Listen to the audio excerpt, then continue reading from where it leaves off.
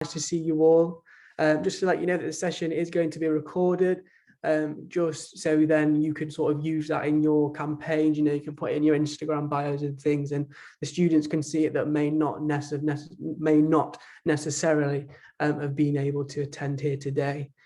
So me and my team will just go around and introduce ourselves in a minute, and then I will go on to sort of explain the format.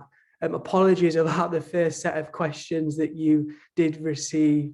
If you do want to stay behind and let me know what your favourite vegetable is, I don't mind, but I'd probably suggest we don't start off by doing that. So apologies there.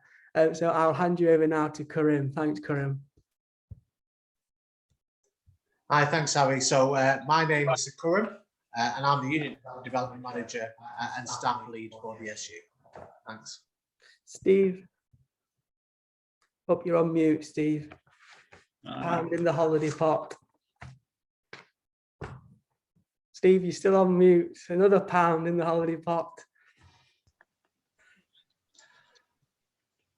Third time lucky. My name's Steve. So I'm the Activities Engagement Coordinator for the SU and also the Deputy Return Officer for these elections. Great, thank you, Steve. Thank you.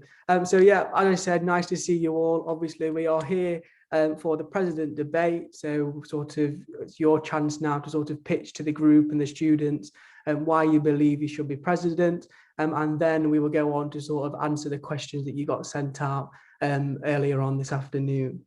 So to just let you know, I wrote all of your names down earlier and put you into alphabetical order. So that is how we will proceed in terms of you pitching to the rest of the group why you believe you should be President. After you've all done that, we'll then go on to answer the questions that were sent out to you earlier on. You're very lucky there. We didn't get these last year. I didn't get these last year. I was coming into this blind. So yeah, you're very lucky there. And then sort of you'll take it in turns to answer those questions again. And then halfway through, we'll sort of flip the order. And we'll start off with Lindsay going first rather than Clary, you going first all the time, just to make sure that it's fair. But what I'll do before we go on to answering those questions, I'll sort of rerun over what we're expecting from you there again.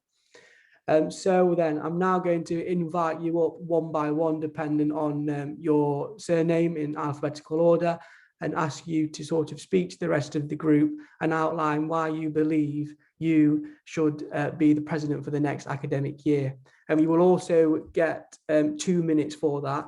And Steve will let you know when you've got 30 seconds left. So just as we're sort of asking you to sort of tie up your response to the question, Steve will communicate at you somehow to let you know that you've got 30 seconds left. So do we all understand? If you just give me a nod of the head, if you do understand, great. As I said, if you just want me to clarify anything, please just interrupt me and let me know. So then, first on my list is Clary Davies. So Clary, if you could share with the rest of the group why you believe you should be President for the next academic year. Thank you. Yeah, of course. Thank you.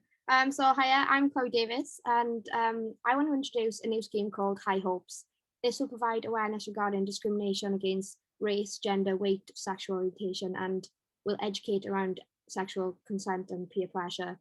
We've got so much more to consider without having to worry about discrimination towards where we're from, who we are, and what we identify as.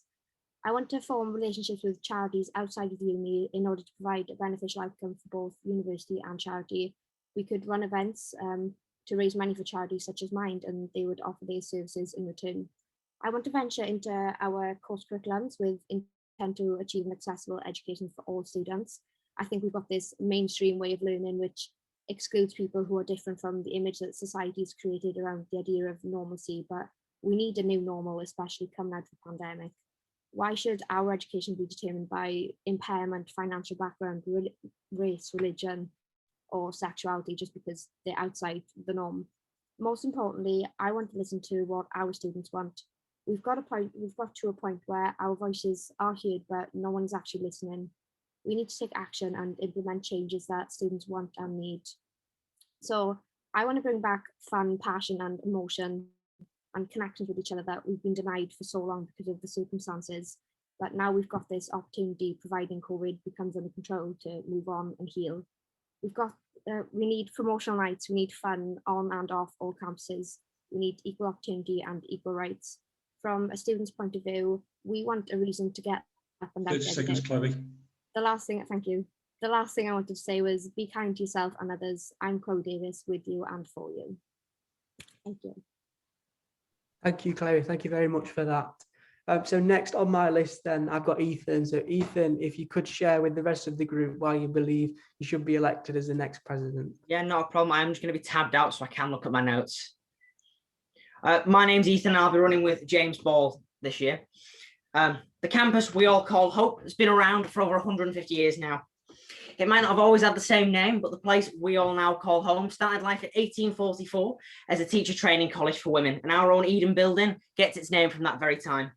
Ever since then, we have grown, expanded our horizons, and welcomed thousands of students from all corners of the globe into our halls every year for education, for community, and for experiences gained through being a part of what we have here. At Hope, I believe we are a family, one who loves not because of the colour of our skin or because of our culture, one who loves not because of gender, creed, disability, or sexuality, but one who loves because this university, our university, stands for hope to all who need it. I believe that especially in these trying times that we have a duty to carry that message forward, the message of hope for all of our students. I want to give all who attend our university the experience that they deserve, a free one, a safe one, and a fun one. I want to open lines of communication with everyone for better education, for better understanding, and for a better experience, and for a better future. I want to celebrate our diversity and how different we all are in our own ways. Let's make a change. I want to start by extending freshers, not for a week. What's the point in that? Let's celebrate the entire year. We'll make it amazing, COVID or not. Let's help to reboot and rebrand our societies. Let's help new ones to flourish. Let's raise money and awareness for our teams, our students, our societies, and our communities. We want next year to be bigger and better than ever. And we want to do this by listening to all of you, because even though this year may have not been easy, to everyone who is a part of this family, our family, we promise that we will give you hope, hope for the future. Thank you. Thanks, Ethan. Thank you for that. So next on my list, then we've got Clara. Clara, I can see that you're having a little bit of difficulty there, reconnecting. Yeah, I think the girls are using my iPad. There, So sorry. I was just looking for you, but yeah, you're there. Okay, great. So if you could, you're all right to go ahead? Yeah.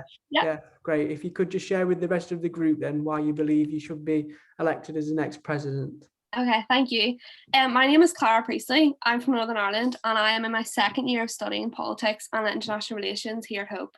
I'd absolutely love to be your president next year because I really do think that I can make a difference that counts. I've studied at Hope for 2 years now, on and off campus, so I feel like I've learned a lot to equip me to fully represent every one of our students. I have so many ideas about what I could do to make everyone's experience a little bit better. The first of these would be implementing consent education. I think this is an essential branch of education that every university desperately should offer. Sexual crime rates are too high and ignorance is no excuse. Therefore, I will push as your president for sexual awareness and consent education for each person that walks through the door at Hope. Also, I feel that implementing a survivor support group open to anyone and everyone would be an invaluable addition to our university community. This would be a safe space for anyone who has experienced sexual crime to tell their story and begin their road to justice. I would also work on improving the mental health facilities here at Hope. I think the counselling services deserve more funding so that there is a better turnaround time, not just 4 to 6 weeks.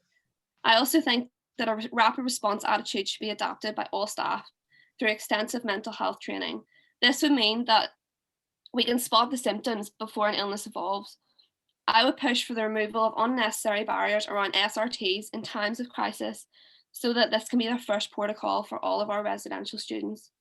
Finally, a move back to normality is the most important thing to consider when anticipating our next academic year. I will call for a hybrid system, which is already in place for many universities, to be effective from September. This would mean that our students who may suffer from social anxiety or worries around COVID or maybe don't have accommodation for next year sorted can still benefit from the comforts of Zoom, while the rest of us can enjoy returning to face-to-face learning. Thank you. Great, thank you, Clara. Thanks for that response. So next on my list is Lindsay. Lindsay, are you here? No, how do we proceed here then, Steve? Just miss Lindsay out, move on to the questions. Yeah. Okay, great, thank you. So then, as I said, that is now sort of your 2-minute pitch is over. So you shared with the group, and obviously the students will be able to see this now when we share this footage with them. So now we're going to move on then to the questions that have been submitted by the students. So obviously we asked the students to sort of prepare, send us over any questions that they may have for you all. We've just had to tweak a couple of them a little bit because they were quite wordy, and there was about 8 questions wrapped up in one question. So we've sort of altered them a little bit, but the main substance of the majority of them is, well, all of them is still there.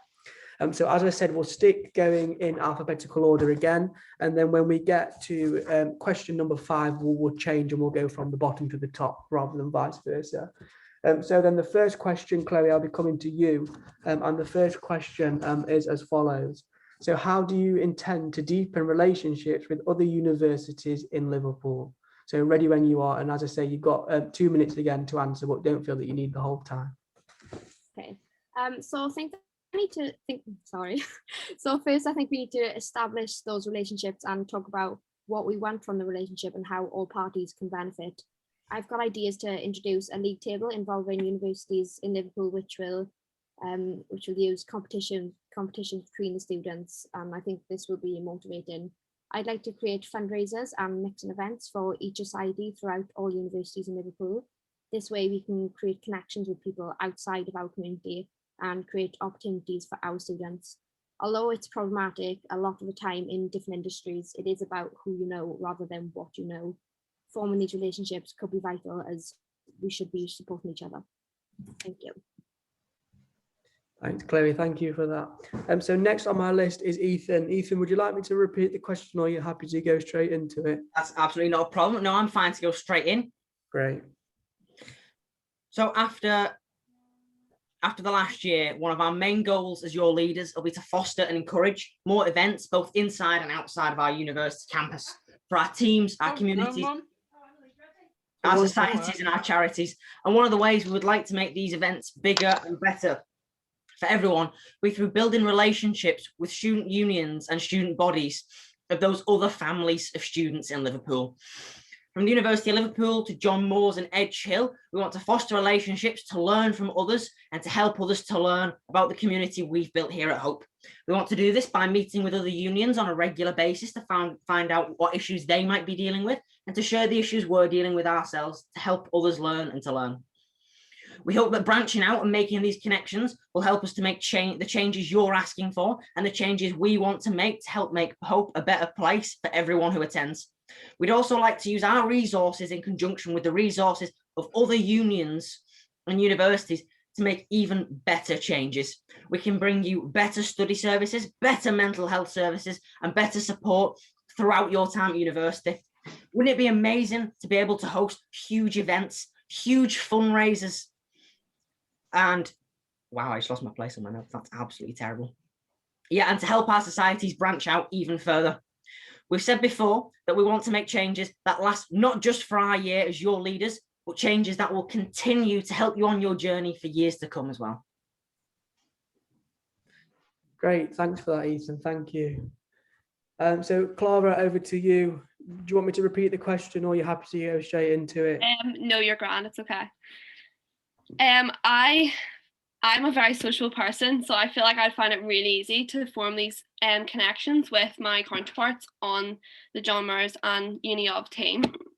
The first thing I would do would be to reach out straight away to form coalitions on things that matter to our students, like the Consent Education Initiative. That's the main part, is to draw this out to all the universities, so it's not just Hope students that benefit from this, but also mental health, because as students, as a body, we're a team, and I think that we could use each other's skills to tackle these problems that affect us so much. And I would extend this relationship out to societies as well, so we could have better connections. And I would just use this relationship to make university fun again, so that we can go out and have fun.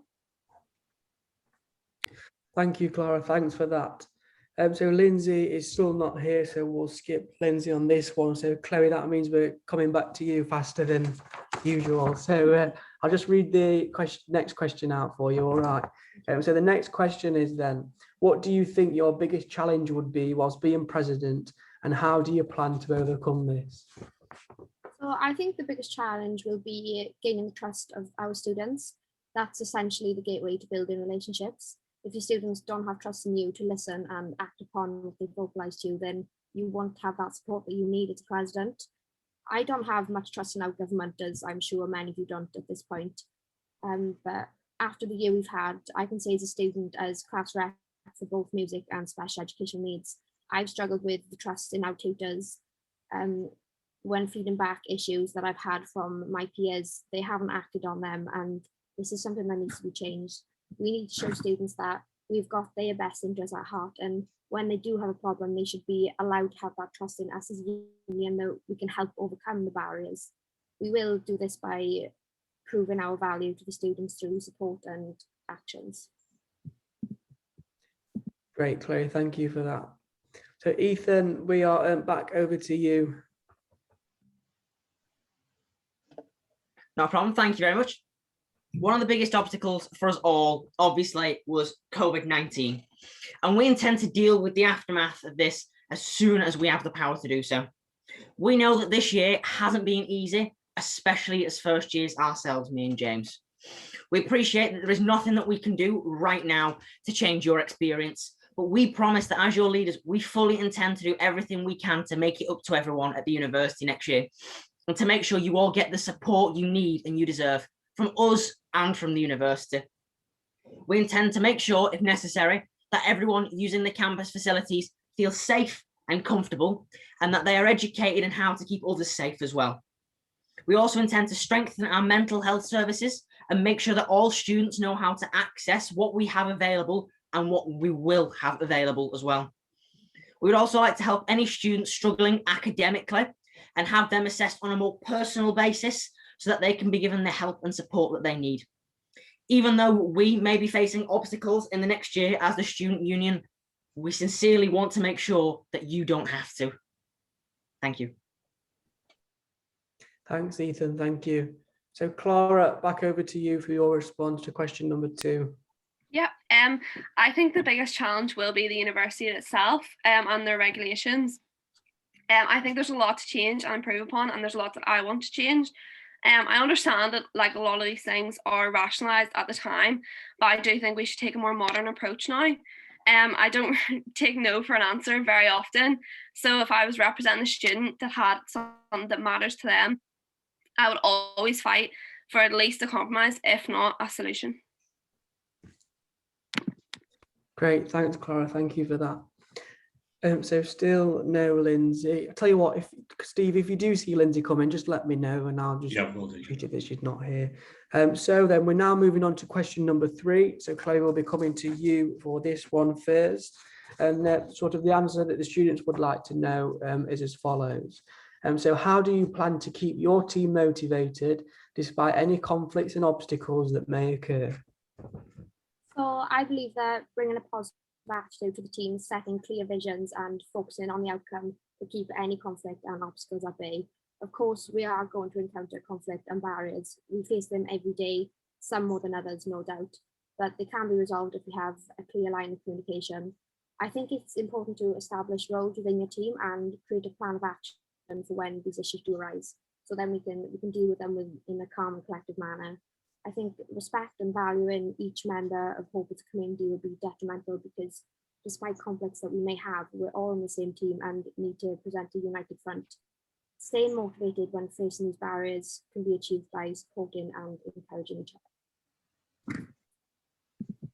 Thanks, Chloe. Thank you for that. So Ethan, back over to you, please, for your response to question number 3. Not a problem. So for the year that we want to work with you, and some of you may be in this room right now, our team will be like our family, me and James at Hope. And like family, even though sometimes we may disagree, we will always come to an agreement that benefits the wider family here at Hope. We plan to make sure all of our team are appreciated and motivated so that we can all provide the best service we possibly can for everybody here at our university. We plan to make sure our team are as coherent and as efficient as possible, but most importantly, are as happy as they can be. We don't just mean our vice presidents either.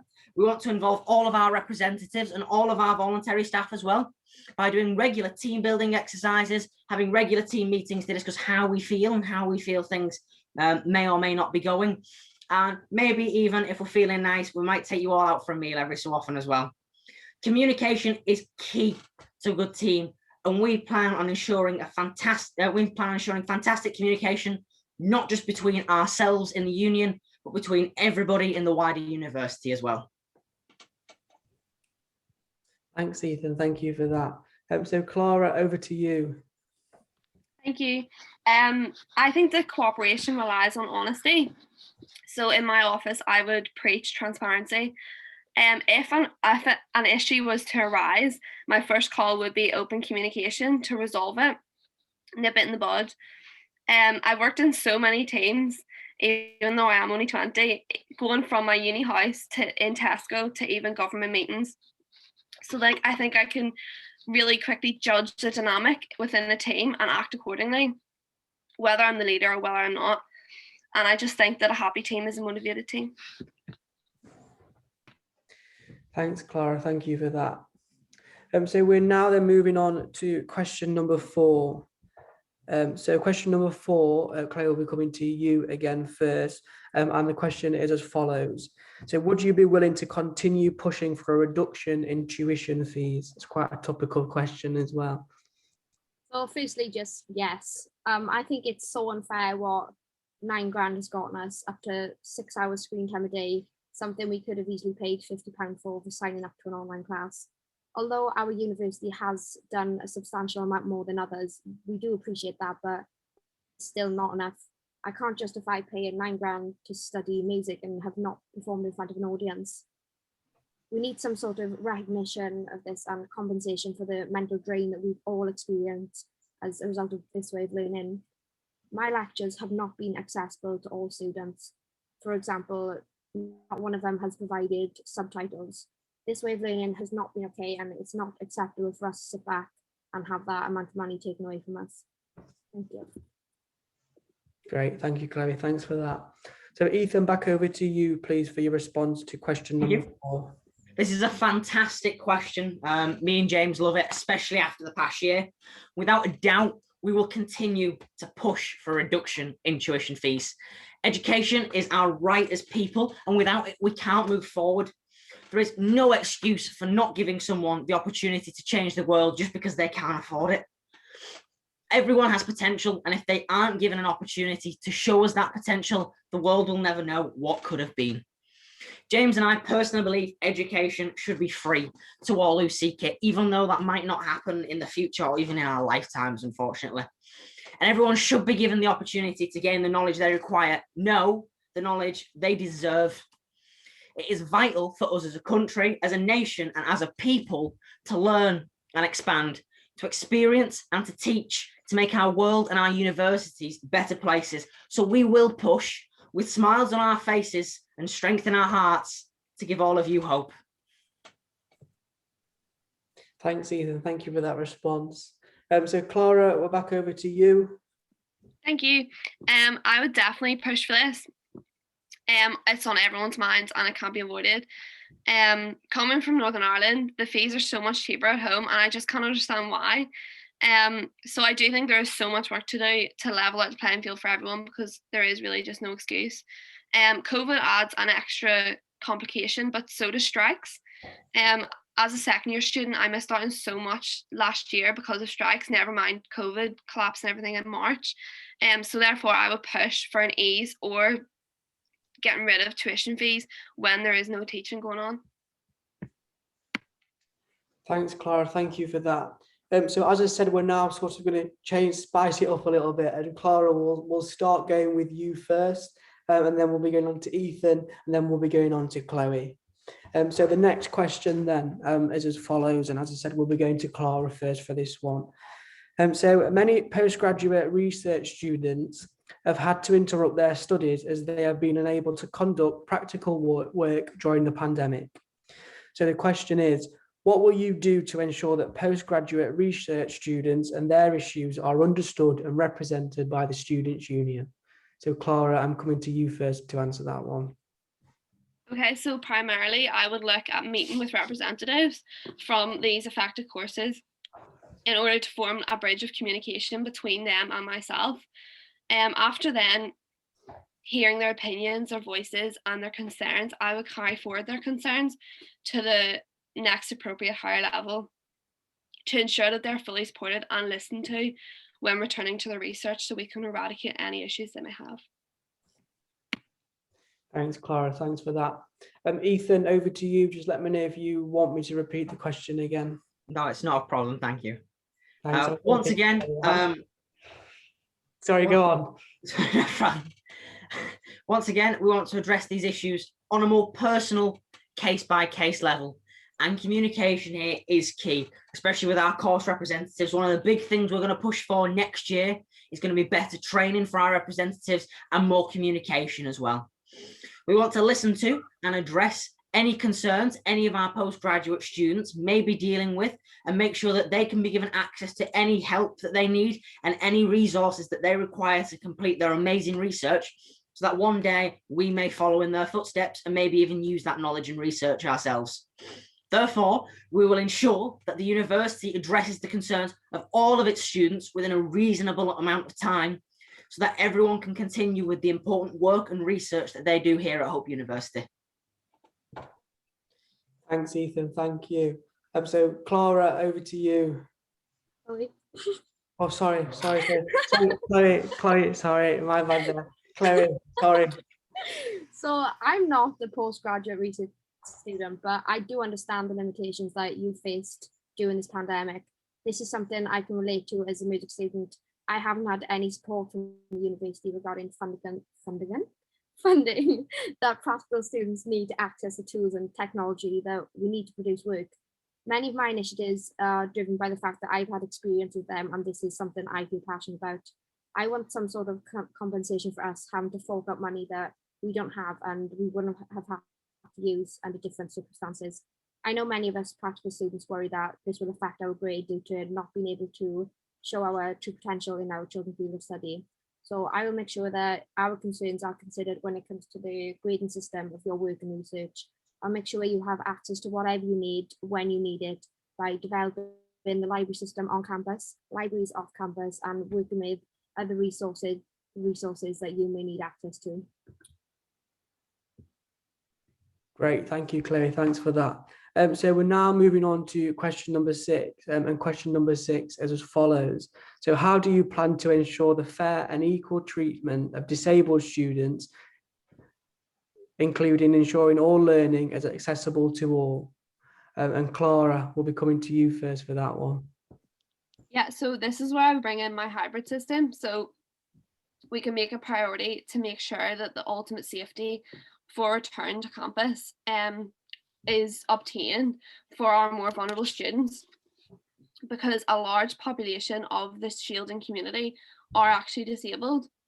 So I think they could benefit from the hybrid system. I also think that societies are important to ensure the belonging, but also a platform to hear the issues. And I would, as president, I would place more responsibility this year coming out of a pandemic on the disability officer to make sure that this is actually done. I also think that it goes without saying that every area of the university should be accessible with no excuse. This includes halls. I know myself, there wasn't very much accessibility for that kind of thing in my halls. So I think that it's up to the uni to cater for, and I would push them for this. Thanks, Clara. Thanks for that response. So Ethan, I'm coming to you next. Thank you. One of mine and James's main campaign points on our manifesto is equality for all who attend the halls of Hope University. We want to start by removing any stigma surrounding disability, and I want to actually, you know what, I'm just going to speak from the heart here for a minute. Something that's very important personally to me, I don't know about James. I believe I mentioned this in our last meeting. I grew up with a severely, at the time was classed as severely autistic cousin. And I currently have a partner who has ASD as well. And over the past 6 to 8 months, I've watched her experience university through her eyes, through dealing with ASD. And it is personally one of the saddest things that I've had to watch. She's been cooped up in basically a box in her room in university, and she's been given absolutely no access to any support at all. And she has struggled through it. She also suffers with severe depression and anxiety, and I know she doesn't mind me talking about this. I will be working very, very closely with our disability officer next year to make sure that all students, not just students with physical disabilities and seeing disabilities, are supported, but those who maybe even aren't comfortable coming forward to talk about their disabilities as well. I want to make sure that everybody feels comfortable, welcome, and that everybody gets the support that they need. It isn't nice being in that situation. And even though I haven't experienced that situation myself, 30 seconds, Ethan. I've had to watch that situation take place over the last year. And that is why this will be one of my main priorities. Again, to make sure that we have an equal, safe and fun environment for everybody at home. Thank you, Ethan. Thanks for that. So Clary, I'm coming to you next. I think Ethan mentioned at the start about stigma. So I just wanted to explain a bit about that. So the stigma around disability is something that has been created by society, and the barriers disabled people face have been put in place again by our society. We don't become disabled by impairment, but we become disabled by barriers that stop us having equal opportunities that non-disabled people do have. The way we see other people is tainted by what we see in the media, and disability is often portrayed in a negative light. And people do assume that disability means a restricted life, but this isn't the case. And I will work so hard to ensure that we have access to education for our disabled students. We need scribes, we need sign language courses, and we need to educate to redefine the way society sees disability. It's not fair that someone's right to education has been tarnished because of being different from what's considered the norm. And this word normal is so problematic that that needs to be redefined too. Thank you. Thank you, Clary. Thanks for that. So we're now moving on to question number 7. I'm quite intrigued to hear your responses here to this question. So then the question is as follows. So what would be your main campaign priority as president? And for this one, I'm coming to Clara first. Yeah, so my top priority is mental health, which I think underlines every single one of my manifesto points. Firstly, I'd like to see the turnaround time for counselling services, like I mentioned before. I think it needs to be addressed. 4 to 6 weeks isn't effective enough to deal with an urgent matter, which I know comes up more than we'd like to admit. I also think that accessibility needs to be addressed. I've had a lot of people message me saying they didn't even know we had a counselling service, which I don't think is on at all. I'd like to increase the ability for people to go and engage with these services, because if you don't know what's there, how are you going to use it? I also think that 1 to 6 sessions is far too limited. I don't understand how we can pretend to cap someone's recovery or ability to get better. I also want to reiterate my point on rapid response. I think all staff should be trained to spot the symptoms and act upon them. And I'd also like to see a PD style session, like in school, with tutors once a month or twice a term, to encourage honest and open, relaxed conversations so that we know what's going on with everyone. Thanks, Clara. Thanks for sharing that. So Ethan, I'm coming back to you. No problem. Our main priority as your leaders will be to ensure communication and an open environment, as well as the safety and well-being of everybody in our university's family. We also want to make sure that next year is bigger and better than ever for everyone, for all of our events, teams and societies. We want to do this by welcoming you all back with open arms next year. And once again, not just celebrating 1 week, but let's celebrate the whole year. Let's celebrate walking through the fires of COVID and coming out the other side all the stronger for it. We also want to strengthen our mental health services and work to support all students by making things more accessible more available, and helping to educate students on how to help their other fellow students and how to access those resources as well. We also want to help our societies to reboot and rebrand and help new additions to flourish as well. We want to make sure that everybody gets the experience that they deserve, not just by making changes that are going to last for our year as your leaders, but making changes that will benefit everybody for years to come as well. Thank you, Ethan. Thanks for that. So Chloe, your response, please, to question number 7. So my campaign would have to be about discrimination. I considered pushing for mental health, but Harry, Ollie and Sally and the union have already created this platform to offer help, and that's something I plan to continue with, so I wanted to bring something new. I just have to reiterate what I spoke about at the beginning about my high hopes idea. It's positive, it's educational, and it's to benefit your future. It's to make the world a kinder place for the next generation to grow up in. In a few years, campaigns about COVID, which a lot of people have pushed, and transitioning back onto campus, it won't be relevant because it'll be something we look back on and see we went through it and came out the other side. My campaign is something that can be continued and something that will still be relevant in a few years' time. Thanks, Chloe. Thank you for that. So then moving on to question number 8, this is quite a topical question. I'm sure that you've all read articles around this. So the question is as follows. So how do you respond to Gavin Williamson's claim that free speech is under threat on university campuses? And what will you do to protect every student's right to having a freedom of speech? And Clara, I'm coming to you first. Thank you. Yeah, so here I think societies are imperative. Everyone's voice matters and everyone's voice should be protected, but I also think that each voice should be mutually respected. To protect everyone's rights to freedom of speech, I will encourage open and honest discussion and debate always.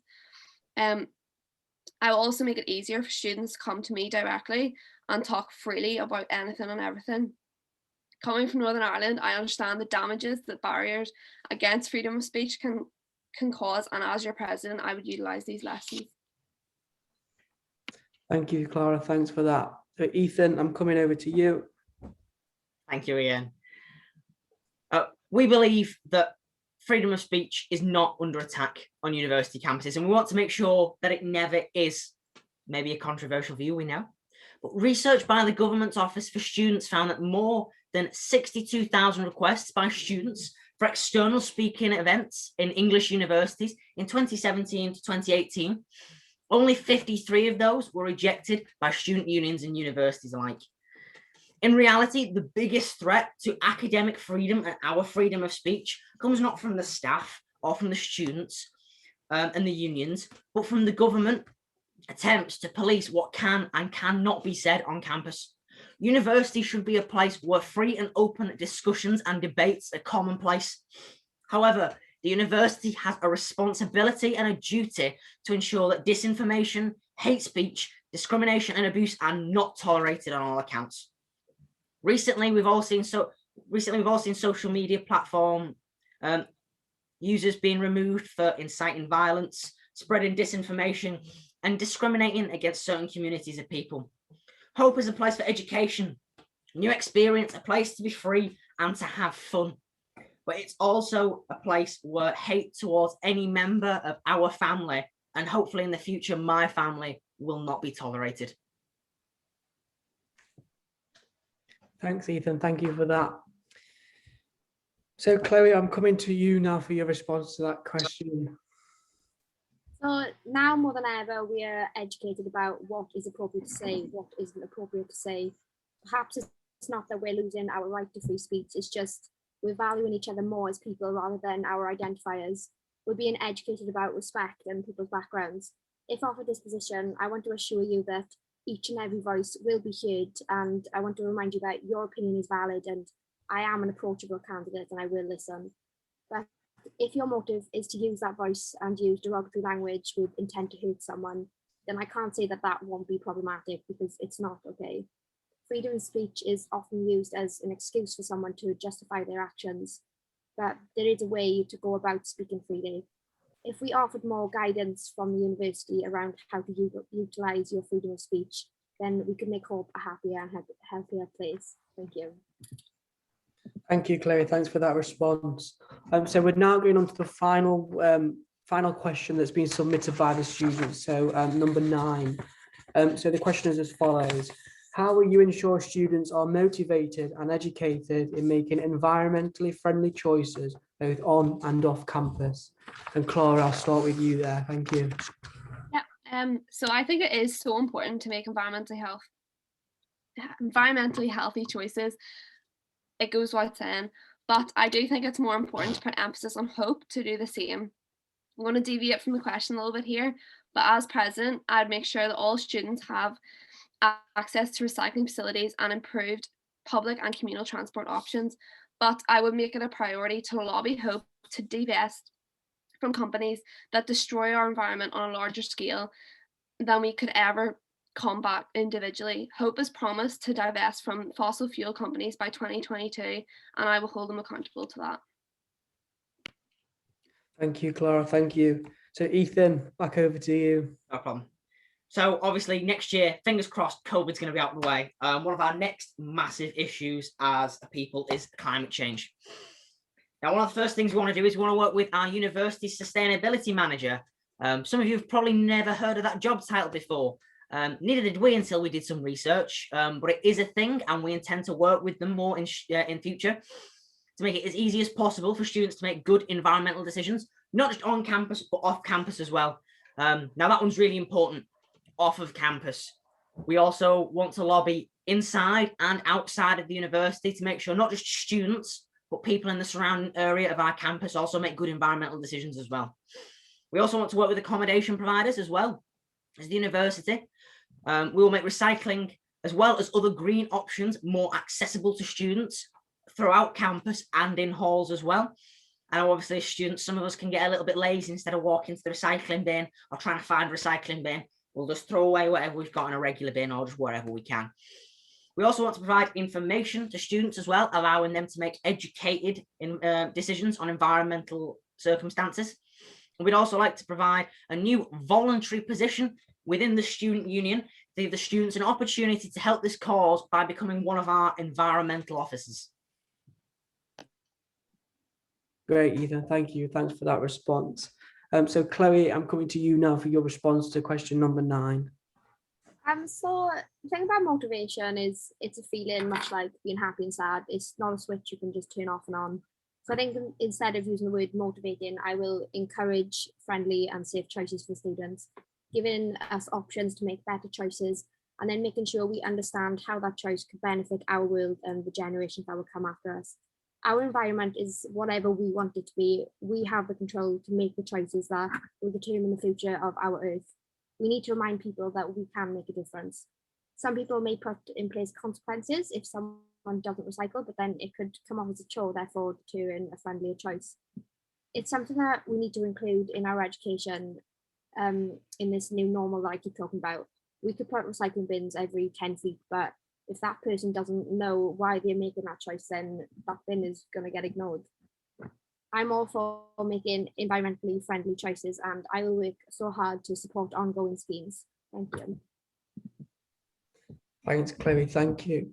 So we're now at the end of the questions that have been sort of pre-submitted by the students. So I'm just going to sort of open the floor up now and ask if any students here have any questions for any of the candidates.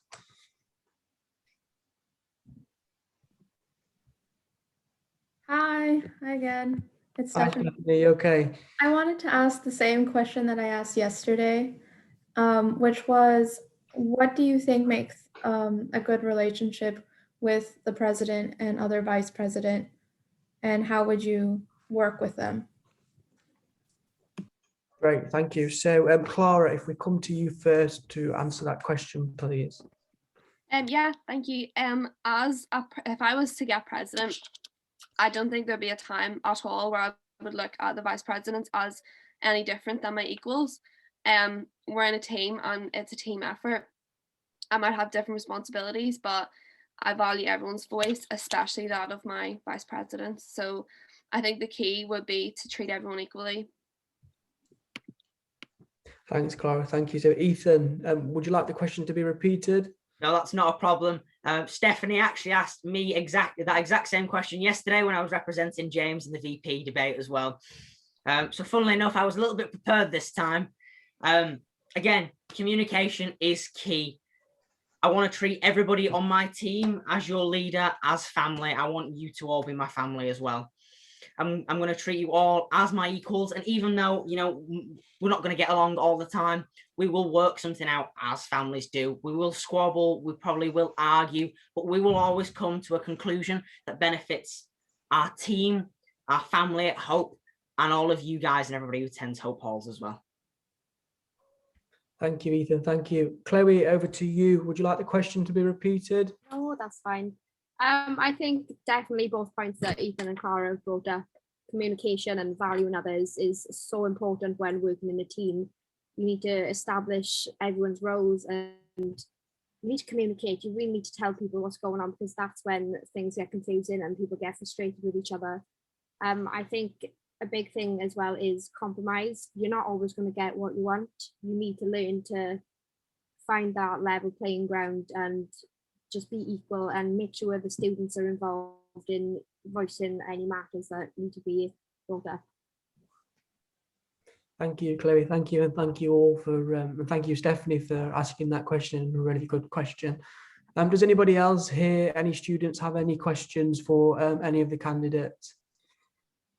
Yeah, I'd like to ask a question. I feel like on campus, some students might feel unsafe. How would the candidates address that?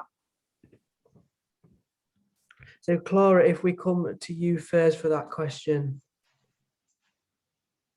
Yeah, thank you.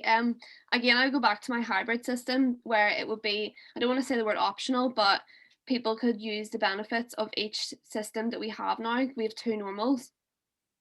So I feel that if you feel safe staying at home, whether it's to do with your anxiety or because of COVID, then you should be allowed to do so, and tutors should accommodate that as well. Thank you, Clara. Thanks for that, and thank you, Sophie. Ethan, then over to you to provide a response. Thank you, Sophie. Fantastic question. Absolutely loaded. I wasn't quite sure what you meant when you said safe. That can mean a lot of things, but I will address all the ways that I think you mean it. Obviously, COVID is one of the big things. If students don't feel safe on campus, you know, we're not going to force them to come onto campus. As a representative of my course on robotics at the moment, obviously, we're allowed to come back into uni next week. Some people don't feel comfortable, so I'm currently working on systems within my own course to make sure that people still have full access to all of their resources, their sessions, and all of the equipment that's available on campus as well, maybe without having to come onto campus if they don't feel comfortable. If they do, we want to make sure that they're educated, to make sure that they know how to keep them, not just themselves, but everyone else around them safe as well, to make sure that they're cleaning things before and after use, and to make sure they are distancing and maybe even wearing masks if that is still a thing. The other thing as well is we want an open, free and safe university. We want everybody on campus to feel as safe as they possibly can in all respects. That includes free from abuse, free from judgment, and free from hate as well. And we will put things in place to make sure that that doesn't happen. And in the instances where it does happen, we will make sure that it isn't tolerated and that the students who need support get that support that they need. Thank you, Ethan. Thank you for providing a response there. Chloe, over to you then, ready when you are. Yeah, so thanks for the question as well. But I think it comes down to your personal preferences. Like, it's going to depend on your mental health. It's going to depend on what you've been through. When you're going through something with mental health, if you're in a depressive stage, you're not going to want to come onto campus. You're not going to want to get out of bed, and you're not going to want to reach out for help. And that's okay. We are here. We understand that. But there needs to be like a scheme put in place for, I think, like a gradual transition onto campus. You can choose if you want to do online learning or a bit of both, or just ease your way in each week by doing one more lesson at a time. I think this idea of a safe space, yeah, it's a great idea to say it, but how we're going to implement that safe space is another question. I'm also going back onto campus next week. So on my Instagram, I've kind of posted more about my manifesto, and I've talked about, I will be showing students what the university has put in place to make it a safe space. So just keep an eye out for that and you can see what's going on. Thank you, Clary, and thank you, Ethan and Claude, for providing a response there. So I've seen a question in the chat from Ollie. So the next question is, what is everyone's favourite part of Liverpool? And if we flip it again, so Chloe, if we start with you here for this one, so what's your favourite part of Liverpool? That just popped up and I just thought it was going to be what's your favourite vegetable again. And well, I haven't actually had a chance to have many adventures through Liverpool yet because I've just moved from South Wales and obviously restrictions. So the furthest I've been is Sefton Park.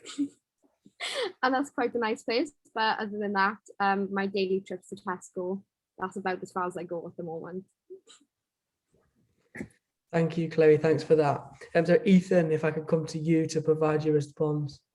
Yeah, not a problem. I've got James telling me Goodison Park here, but I'm not going to listen to him because I think that might be a little bit controversial.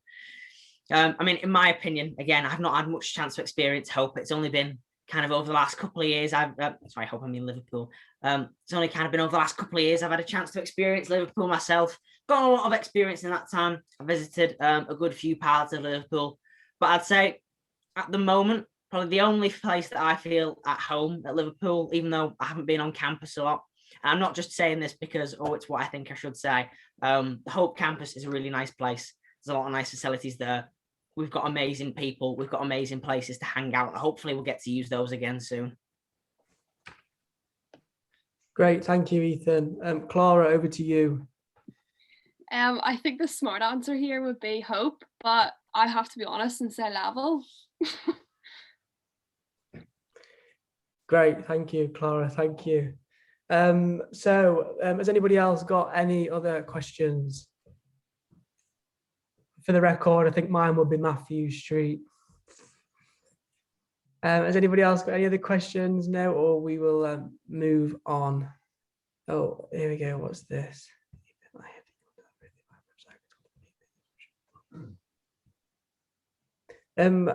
Kate, I'm not sure if you actually missed this question that was asked to the candidates earlier on. I think you joined late, so that was actually answered in the debate. So I'm happy to answer that for Kate again. No, unfortunately, we'll not be able to do that with that. No, not a problem. With that being proposed, Kate will just obviously have to catch up by watching the debate from the link. Okay, guys. So yeah, obviously, as I've said, this is being recorded. So my colleague Steve will get the debate sent out to you tomorrow, so you can get this get this on your Instagram pages and things like that. Also, just to remind you, obviously, make sure that you're encouraging your friends, your people on your courses and things to vote on the 8th. So vote informally. It opens on the 8th. And just to say, well done. I know how difficult these past few weeks and the next week in particular is going to be for you. So utilize everything that's there. Pick away at my brain if you want to. That's why I'm here. I'm quite envious that you sort of just getting to start this journey again. You learn a lot from these next couple of weeks. So well done. You should be really proud of yourself, no matter what the outcome is, really. So yeah, that is all from me. So I'll sort of officially close the meeting. I'll stay on at the end as well if anybody's got any questions, but the recording will stop now. So thank you, guys. Well done. Have a nice evening. Thank you. Bye, guys.